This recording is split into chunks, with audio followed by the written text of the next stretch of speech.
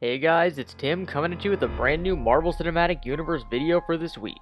So it was confirmed by reports a while ago that Natalie Portman won't be returning for Thor Ragnarok.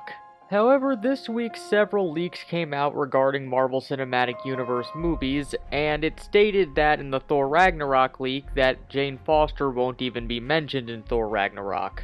Now, Marvel themselves haven't given an official statement on the validity of any of these claims, and James Gunn did go on record stating that several of the things stated in the Guardians of the Galaxy Volume 2 leak, which came out in this same grouping, were just blatantly untrue.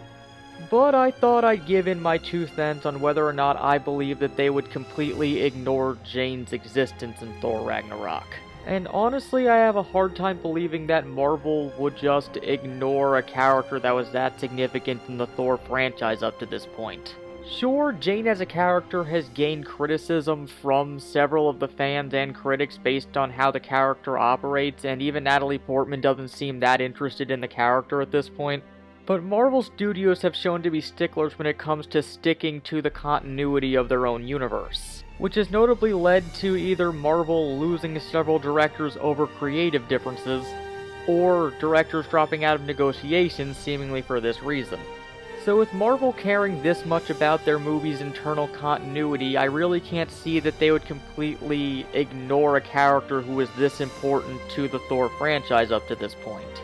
And even though Natalie Portman isn't coming back, it's not like it's uncommon for Marvel to reference the love interests of their characters even when they don't appear in movies. Despite not appearing in either Avengers movie, Jane has been mentioned in both of them. And the same has happened with Pepper Potts, who was mentioned in Avengers 2 despite not appearing, and had a significant impact on Tony as a character in Captain America Civil War despite not appearing in either movie. There was no need to have Pepper be brought in as a reason for Tony doing his actions, but the creators knew that she was so important to him as a character that she needed to be mentioned in some way, and it led to adding more to Tony's character in Civil War. So even though they didn't do as well as the other Marvel movies, Jane was presented as so important to Thor both in Thor 1 and especially in Thor Dark World that it'd be weird that they would just completely ignore her existence, especially after the events of Dark World. So the way that I look at it, I predict that the leak of Thor Ragnarok is untrue and Jane will be mentioned at some point in Thor Ragnarok.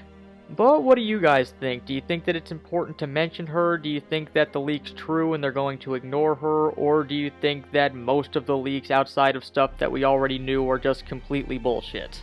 Well, as always, let us know in the comments below. If you like what you've seen here, feel free to subscribe if you haven't yet. We have a Patreon account you can donate to if you feel so inclined. And until next time, this has been Tim from the Hybrid Network, signing out.